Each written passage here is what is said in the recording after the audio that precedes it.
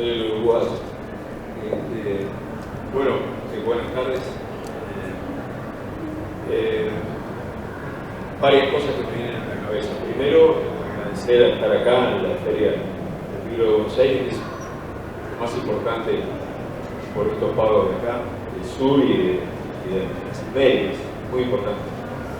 La segunda cosa que veníamos hablando con Teresa es que estamos en una sala, yo al menos leí mucho el libro de Tulio Alperín, digo, también es un orgullo para mí de estar acá. Recuerdo el año pasado leí un libro sobre Belgrano, un pequeño libro precioso, un personaje que a mí me interesa mucho. Belgrano tuvo que ver con el Uruguay y las invasiones inglesas. Bueno, así que para mí es un orgullo primero locativo, digamos. Después, estar acá con Teresa, a la que yo conocí metonímicamente, porque, claro, nos conocimos así. Por una voz en una emisora de radio uruguaya, sí.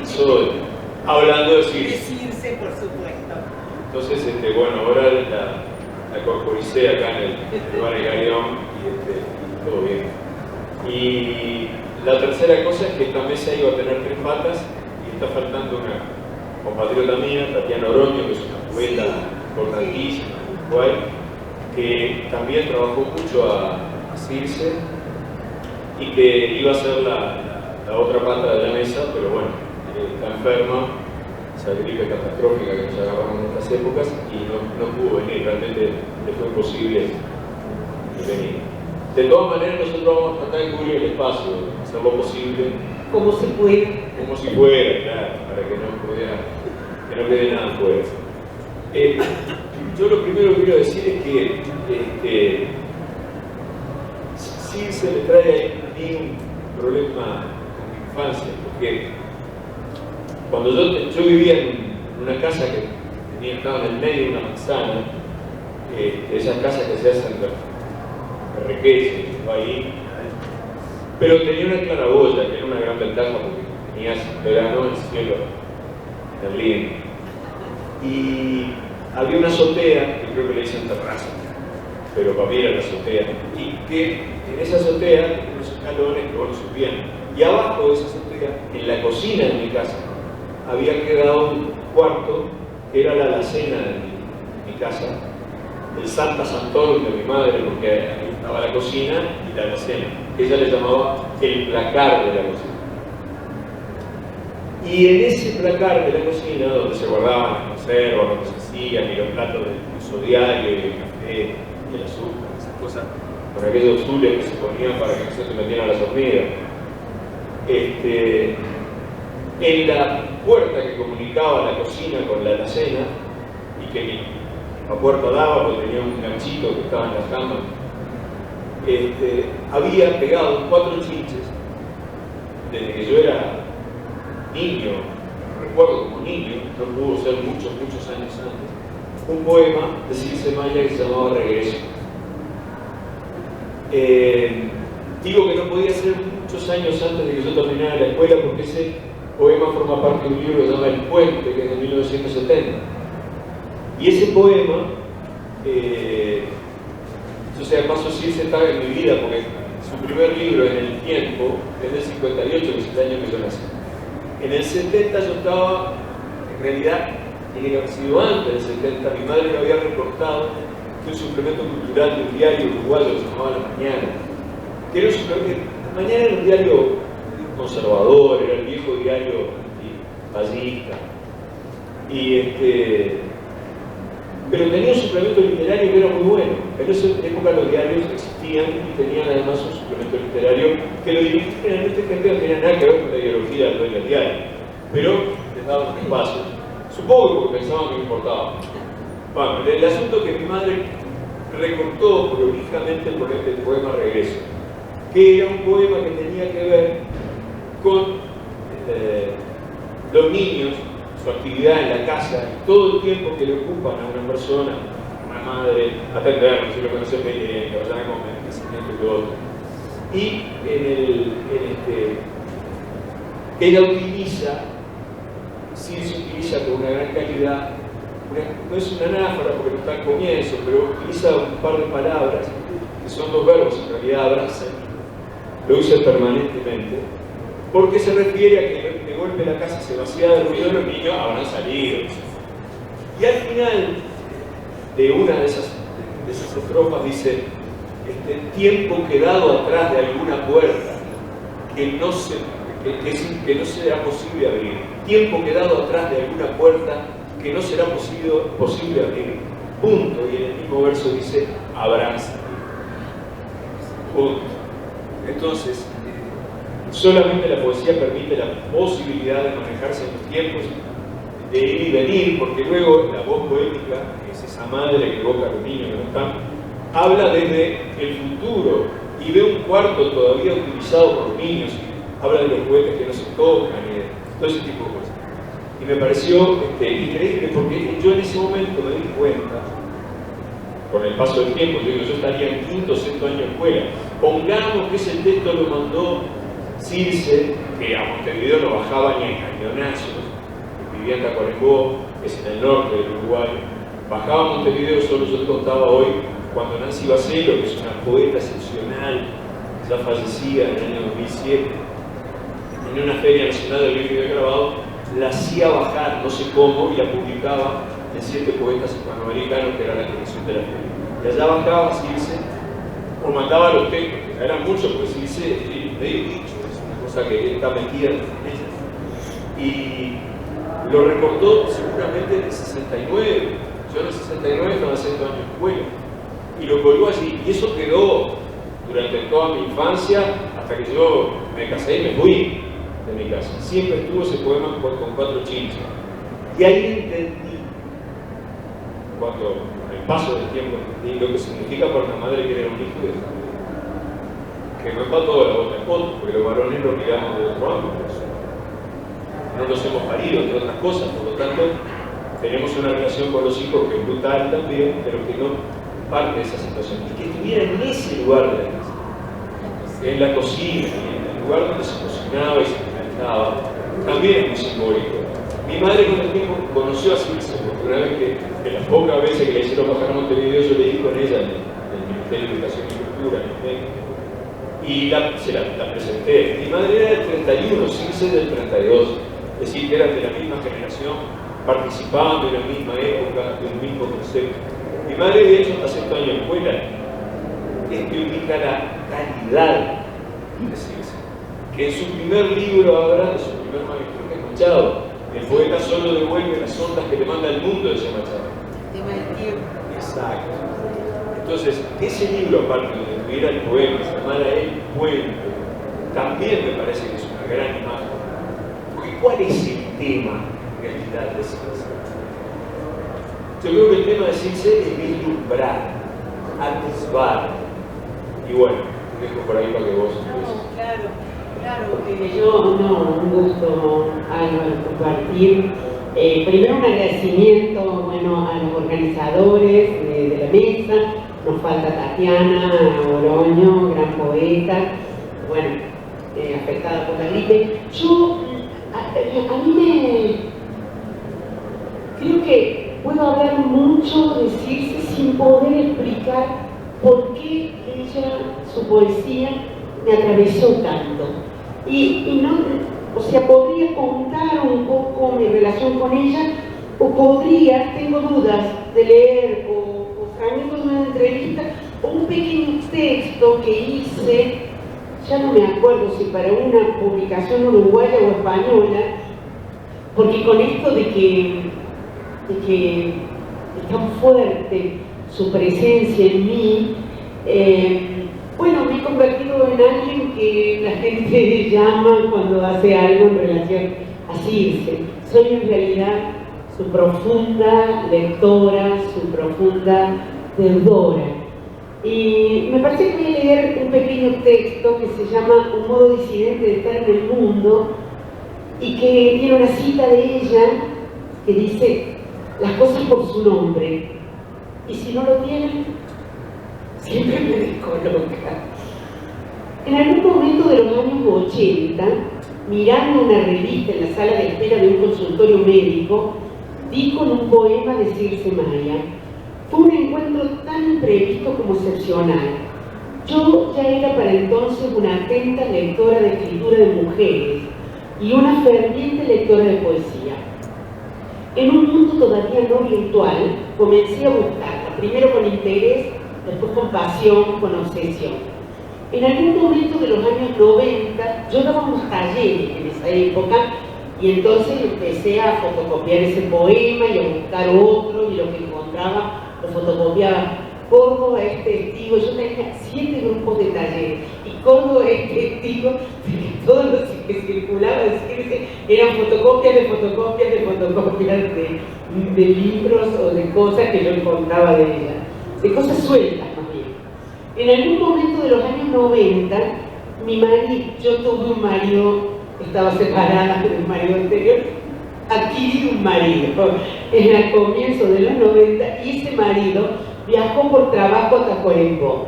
Le pedí que me consiguiera su dirección postal, le escribí, y ella me mandó un libro pequeño, recién editado, cuadrado, amarillo, y fotocopias de sus otros libros.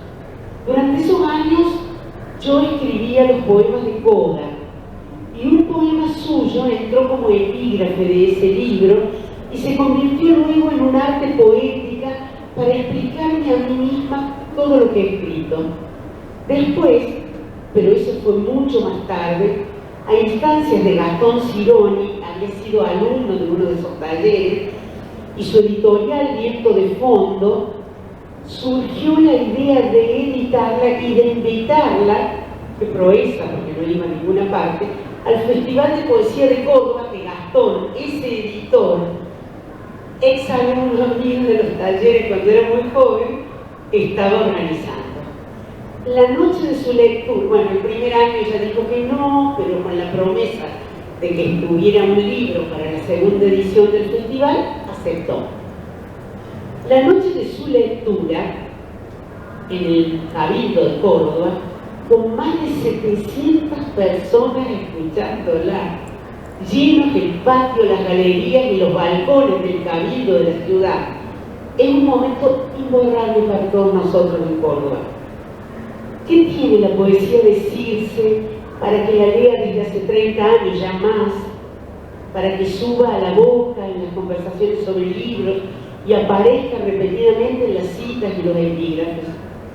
El mundo griego presocrático, tan engarzado en la vida cotidiana, en la revelación de un ángulo profundo y singular sobre lo vivido, es sin duda uno de los núcleos, un mundo hecho cuerpo en el poema, sin que jamás eso tenga un atisbo de erudición. A veces una sola imagen bien intensa o una sensación es suficiente, me dice, estás planchando una prenda y se desgarra, y eso es el centro del poema. Se agregó otras cosas y el poema se debilita, dice. En la poesía, es decirse, hay una huella enraizada en socrático y presocrático. El lector es llamado a construir pensamientos, a resolver planteos filosóficos, invitado a percibir sutiles transformaciones. Cito, las citas son de una conversación que tuvimos en Tacuarembó, parte de la cual está precediendo la antología de La Pesadora de Perlas. Dice, mi actividad como profesora hacía que estuviera explicando en el plano teórico el pensamiento de un filósofo, y de repente esa situación era el disparador de algún poema. Recién hablábamos en el bar con Álvaro de cómo el tema de la poesía, su conocimiento profundo de la poesía, sobre todo de los presocráticos, pero en ella encarna de un modo extremadamente sencillo. Fue en Seferis, Cavafis, Elitis, Rizzo, los griegos más contemporáneos, donde aprendió que la poesía es un modo de pensamiento alimentado a su vez por corrientes muy antiguas, porque las primeras formas de la filosofía, las de los presocráticos, fueron poemas filosóficos, un pensamiento por imágenes previo a lo conceptual. Las religiones, dice, aparecieron como poesía primero. Así y ahí ella encuentra ideas sobre el mundo, grandes ideas que vienen desde un lugar remoto para encarnar en lo más íntimo, en lo más pequeño. Siempre temo que sea demasiado evidente porque fui profesora durante 30 años. Yo teatralizaba mucho el Fedón, y el momento clave era cuando los discípulos caían en el silencio.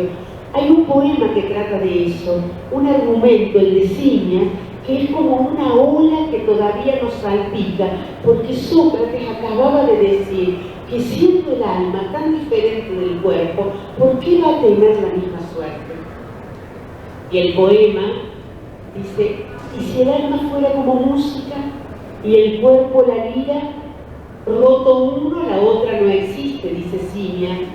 El silencio se hace en la celda, los discípulos callan inquietos. De aquel largo silencio todavía las bolas salpican, dice en ese poema que se llama Objeción de Ciña, un asunto que rebrota en otros poemas y que es el corazón de la muerte de Aase, que es uno de los poemas que más me llegan de ella, las cosas por su nombre. Y si no lo tienen, ¿cómo se llama esta tristeza que te dan las 3 notas ascendentes de la muerte de Aase en esta música? Cuidado, no se llama esta tristeza.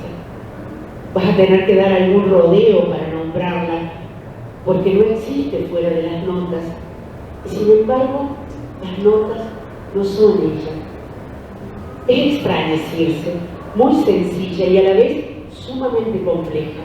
Tiene un pensamiento muy sofisticado, pero escribe sobre lo más cotidiano, y lo que más me gusta de esa combinación. Y ha elegido una manera de retirarse, no del todo, porque publica, pero ha dosificado al extremo su vida pública, Álvaro lo sabe muy bien, para poder hacer verdaderamente una obra, y para hacerla así como la ha hecho, escribiendo en medio del quehacer doméstico, conjugando ahí poesía sobre la corrosión del tiempo, sobre la vida que se desliza sin que nos demos cuenta, como el poema Regreso, sobre la búsqueda de la luz y del asombro diario de vivir. Lee y traduce a los presocráticos en su tacuanesco, y es como si habitara a la vez en un tiempo y en un lugar lejano. Sabe el valor que tiene lo que hace, pero juega un poco a no saber, y yo creo entender por qué.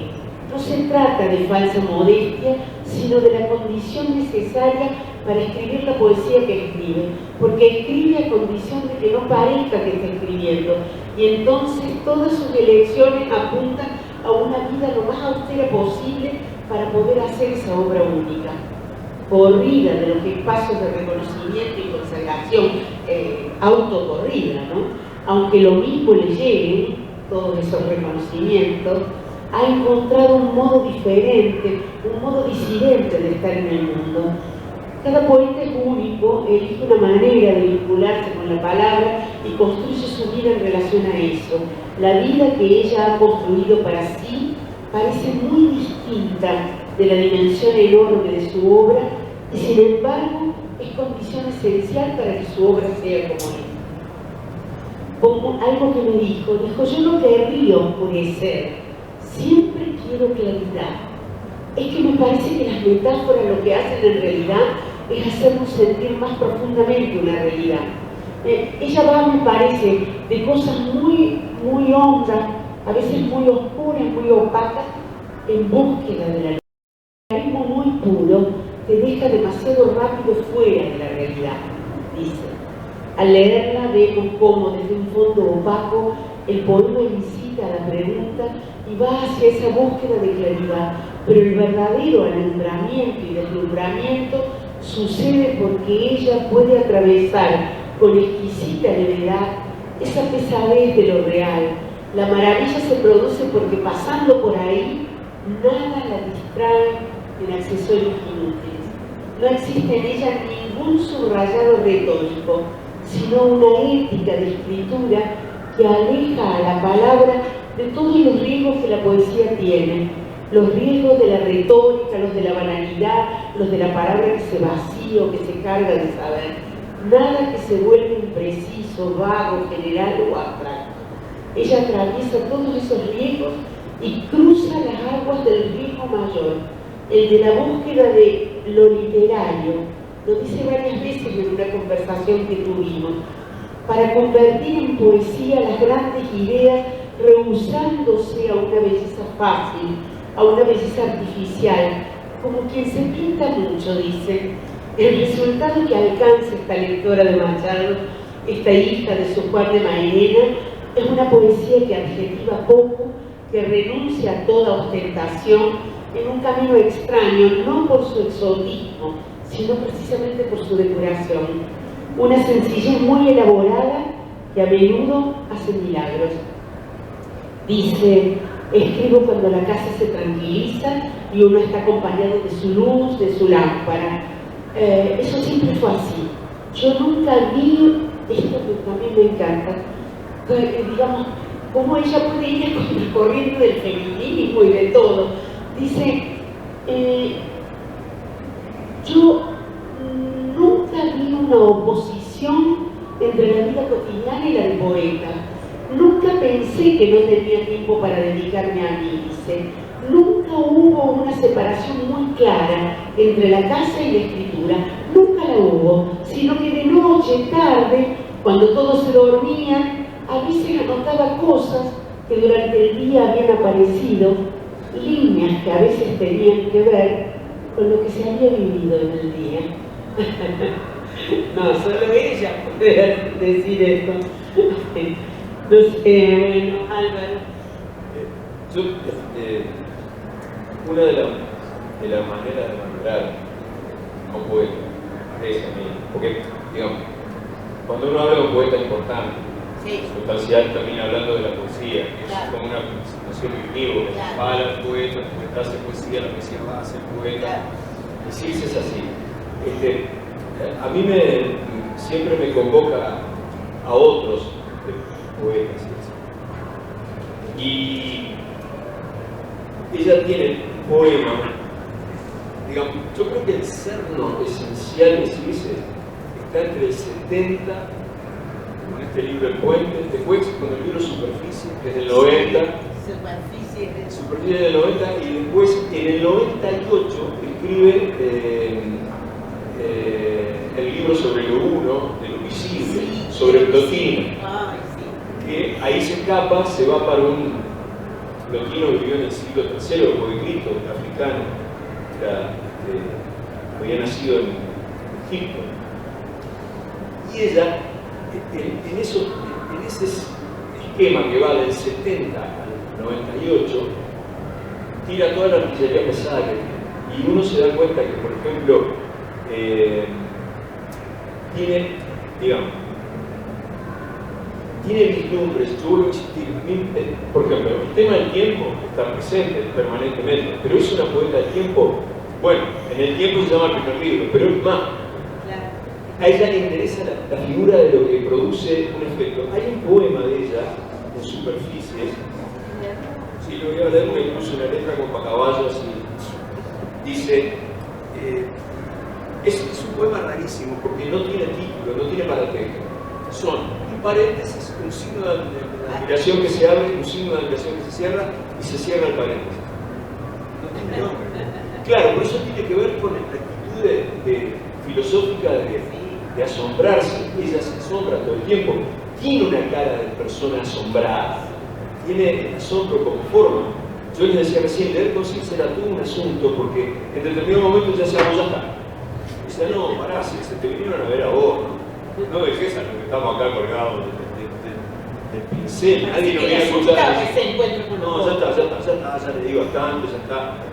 Ella tenía,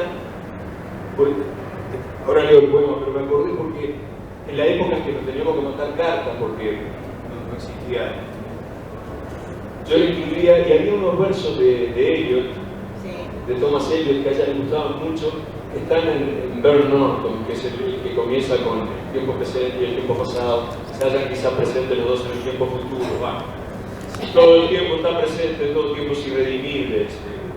Y dice después, hay ecos de pisadas en el pasaje que no pisamos, en la Rosaleda que no vimos. Eso es Berkeley, porque a ella le interesaba decir las cosas siguen existiendo cuando yo no las mento. Y no, por lo menos para mí no existe. Yo en este momento yo tengo un perro en casa, pero en este momento momento mi perro está porque yo lo acabo de inventar. Eso es Berkeley y es Demócrito. Claro, sí, sí. Entonces, esa lo va contando. Y en ese poema, en este poema que digo yo, eso de ellos te llevaba. Yo me acuerdo que una vez yo fui a presentar una novela a Tacuarembó, me pareció, me daba una vergüenza espantosa, porque eso no es un peso pesado, es una de las 6 o 7 más grandes poetas que dio el Uruguay. Amanda. Y no solo en Uruguay, bueno, que Uruguay también tiene unos cuantos pesos pesados. Esa mujer pero ya está cerrada la poesía uruguaya con esa mujer. Amanda Berenguer, mi maestra. Sí. Ida Vitale, Idea Vitalino, Marusa, Orfía Bardesio, olvidada, una poeta del éxtasis, impresionante, una poeta cristiana. Circe, Nancy Bacelo, son bestias, realmente, no hay manera de darle. Todas son un mundo distinto y algunas son varios mundos.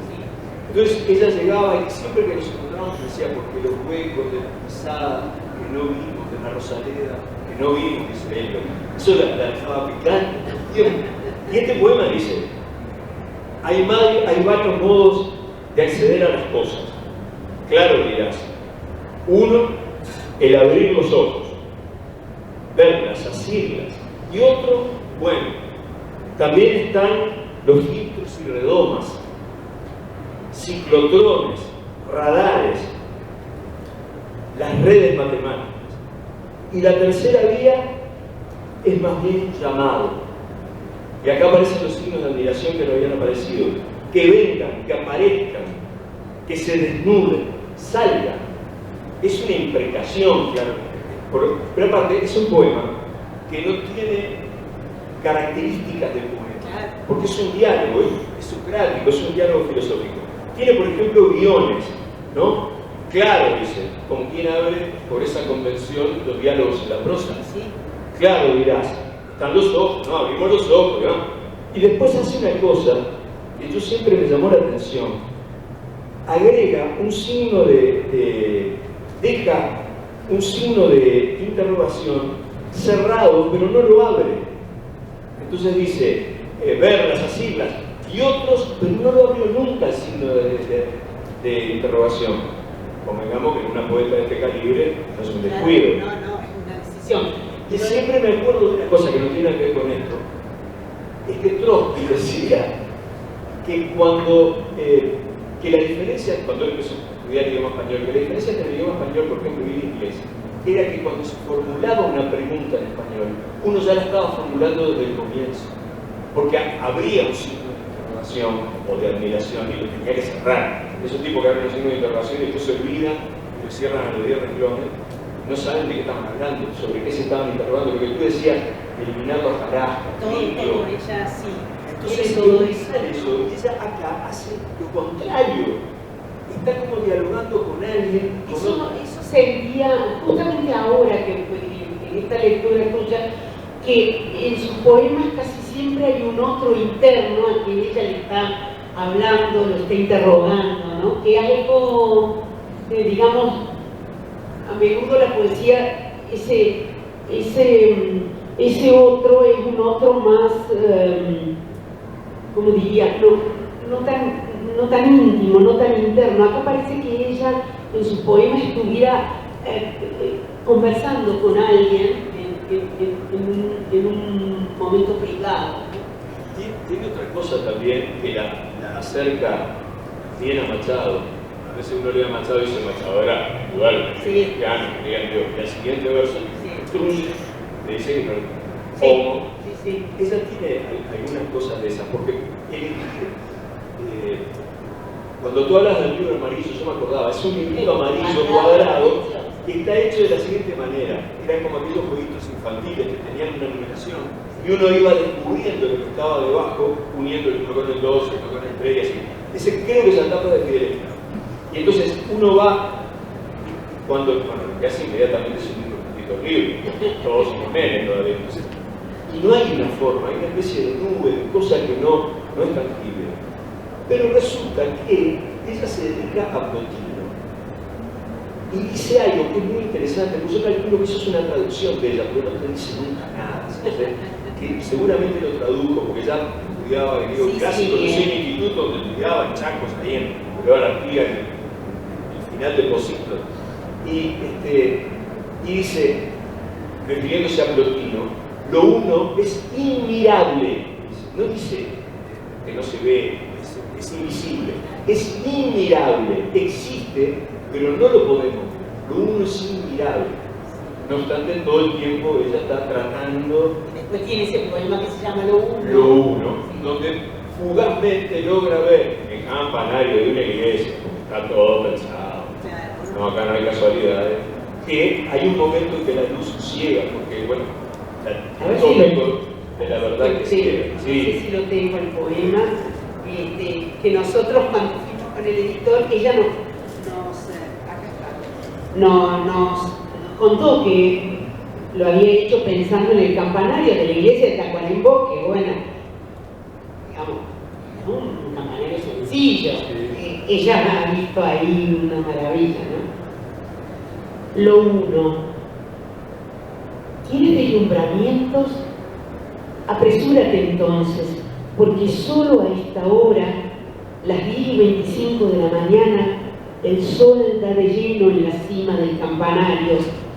Azules, las baldosas se truecan en espada vibrante y violeta que señala lo alto. ¿Y qué trae esta espada luminosa que hiere la retina? Tal vez la voz remota de Plotino diciendo: lo uno no es mirable, pero el súbito ataque de lo sublime es breve. El éxtasis escapa, la garra de la luz soltó ya el campanario. Las 10:30, otra vez las baldosas azules son visibles, algunas bastante desgastadas. Es interesante, aparte, porque la poesía, cuando está bien escrita, es obviamente absolutamente connotativa y pasa el tiempo y el espacio y seguiremos leyéndola. Plotino escribe en un momento de disgregación del imperio.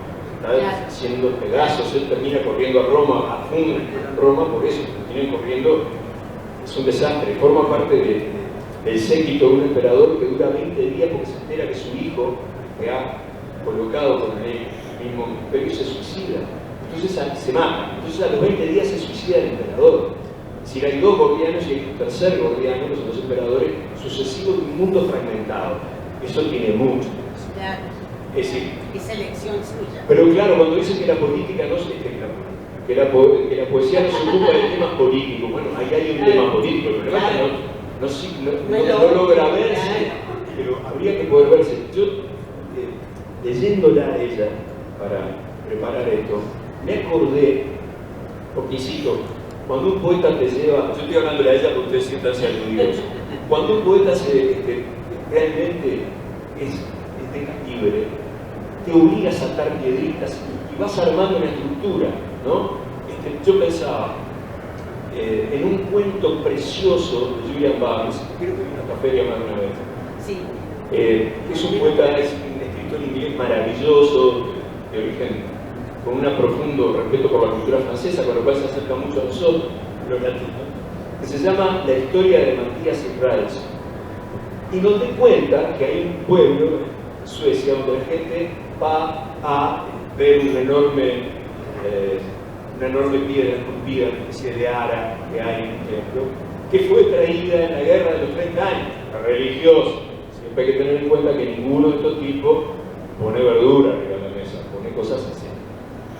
Pero que lo que le llama la atención a todo el mundo son 6 palenques que hay antes de llegar a ese templo, que son ocupados de una manera, no se sabe cuál es, por 6 dignidades dentro del pueblo, que no se sabe muy bien cómo son elegidas, no se sabe muy bien a quién le corresponde cada palenque, pero si yo voy y coloco mi caballo, lo ato en un palenque, pero necesito un palenque, y hay 6, que no están numerados, ni ordenados, ni nada que le parezca, seguramente tenga que ir a buscar mi caballo que está comiendo en el malecón, traducen los españoles, calculo que está hablando de la rambla o del costado del mar, porque lo desataron y lo sacaron de ahí, no tenía que. Yo pensé, eso es lo que intentas, saber cómo se ordenan los 6 palenques de ese lugar. No le importa tanto la maravilla de esa iglesia con una piedra esculpida de los tres. Le importan esos 6 paneles, bueno, ¿quién va? ¿Por qué va? ¿Qué se ordena? ¿Qué se pone? ¿Por qué se saca? ¿Qué tal? Y eso solo, no, esto, como decir, bueno, le diste a Barnes, te gustó mucho, lo estás trayendo de los pelos. Eso no ocurre en nuestro refugio. Uno lee estos textos que no le dejan absolutamente nada. Es decir, Circe está dando vueltas siempre en la cabeza. También lo apasionante, Lo que provoca nuestras pasiones y lo apasionante que es escucharlo a Álvaro. Yo pensaba, no sé qué decís, si, porque ¿cómo estamos con el tiempo? ¿Quién está? 15 minutos más. Entonces, ¿no te parece que abramos para ver si alguien quiere preguntar? Sobre todo a Álvaro, que la conoce mucho, ¿no? La conoce también personalmente. Bueno, a ver si tenemos estos 15 minutos de conversación. ¿Quieren? O ustedes chicos, ustedes.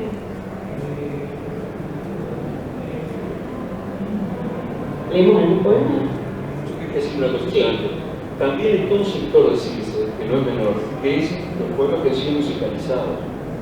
Circe tiene una cantidad de poemas muchísimo musicalizados por cantautores uruguayos muy importantes. Numa Moraes, que está para el tubo, Daniel Viglietti. Claro. Tienen una cantidad de poemas y algunos de un altísimo contenido político en el mejor sentido del término, que eso atinente a la polis, a todos nosotros.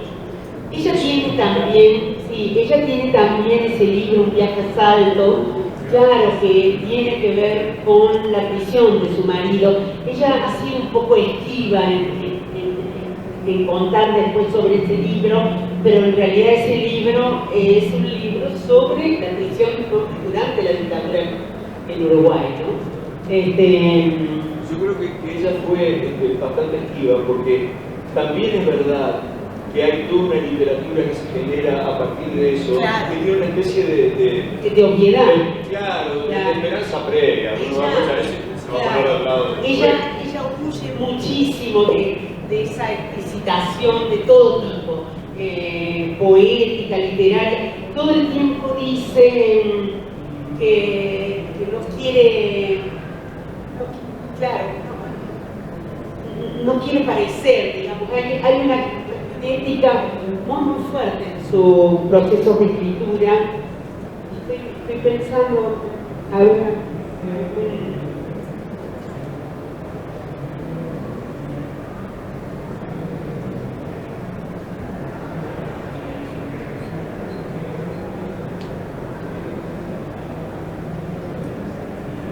quería ver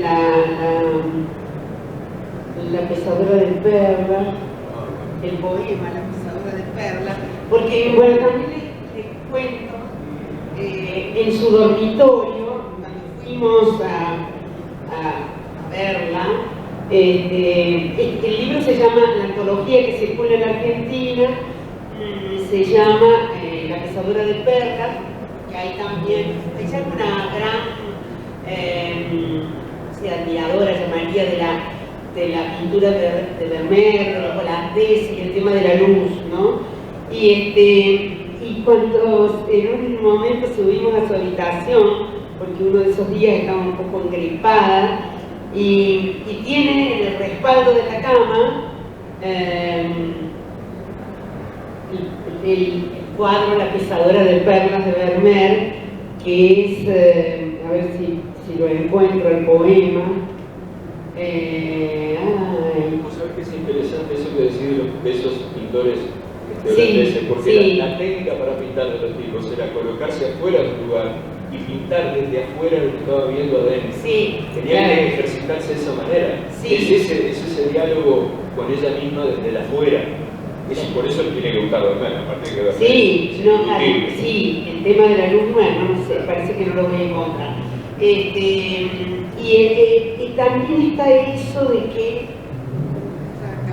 en el cuadro de Vermeer ella habla, para los que no lo recuerden, de una mujer que está en un estado de gravidez muy avanzado y hay una balancita donde está pesando las perlas. Entonces está la gravidez y la ingravidez de la perla, que es una cosa, imagínense ustedes.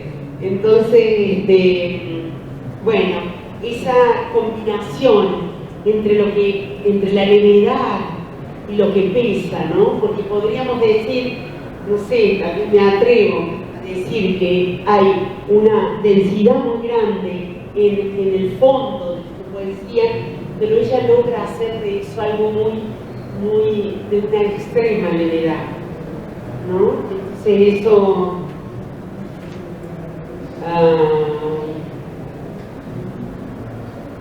quiero que la ley de Murphy, ¿no? Bueno, voy a leer otro, entonces.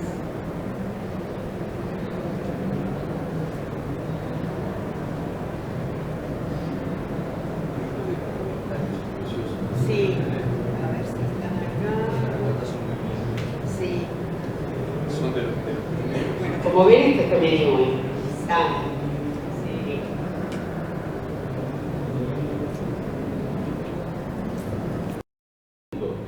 Yo creo que en la literatura uruguaya, la primera poeta que habla de la pantalla televisiva, la pantalla de la computadora, la pantalla del display, la pantalla del celular, es ella, como Rubén, en un poema que se llama TV, Sí. es brutal. Sí, pero No es una enajenada tonta, No, es una persona con los dos pies en la tierra, pero muy dispuestos en la tierra, ¿no? Y bueno, por supuesto, anteponiendo de una manera tajante, cuando te estás perdiendo una puesta de sol por mirar, no sé, el programa de televisión que ustedes quieran poner, en su mayoría, tampoco no voy a leer, a falta de uno, voy a leer Grados de Irrealidad. En la esfera más cercana hay un fuego encendido de rostros familiares, hay charlas previsibles y silencios como pequeños lagos. El verdadero mar está lejos, en el silencio total planea lejos como vaga amenaza. Por ahora charlamos y callamos y la pequeña actividad del día se abre en abanico. Pero ¿quién une gestos y palabras y días con sus noches para que sean en verdad reales, no como chispas sueltas? ¿Quién vive plenamente y está en verdad despierto? Temor de estar en rueda de fantasmas y fantasmas uno mismo. Ese ¿quién vive plenamente está en verdad despierto? Bueno, no sé cómo esta mesa para hablar de esta poeta tan amada. Muchas gracias a ustedes por estar.